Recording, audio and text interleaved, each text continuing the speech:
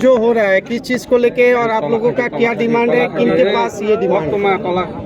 First of all ये protest नहीं है, ये सॉलिडारिटी है। हमारे बांग्लादेश में माइनॉरिटीज़, हिंदू बंगाली हो, क्रिश्चियंस हो, हमारे बुद्धिस्ट हो, इप्रासाज हो, हमारे जो जनजाति लोग हैं, हम लोग सब बांग्लादेश में आज के दिन जब से शेख हसीना का सरकार हटा है, हमने देखा है सिस्टमैटिकली हमारे मंदिर, हमारे चर्चेस, हमारे पूजा घर, हमारे प्रॉपर्टीज़ के ऊपर हर दिन अटैक्स हो रहे हैं। और मैं हमारे बांग्लादेश में जो हमारे माइनॉरिटीज़ है, मैं उनको एक बात बोलना चाहता हूँ कि आप अकेले नहीं हैं, हम आपके साथ हैं।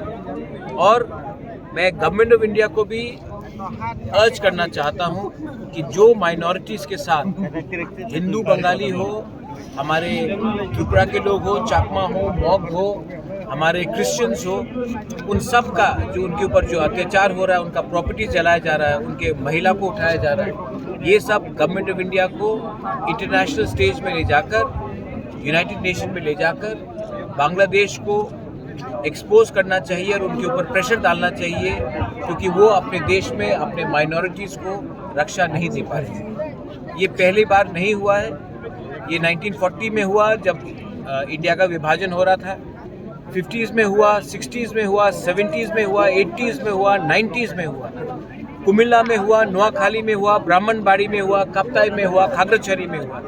हर 10 साल हम देखते हैं कि माइनॉरिटीज़ को टारगेट किया जाता है पॉलिटिकल, सिस्टमैटिकली पॉलिटिकल प्रेशर डालकर, लेकिन असली उनका मकसद है कि हमारे लोगों का प्रॉपर्टीज छीना जाए, हमें अपने ही ज़मीन से बाहर कर दिया जाए।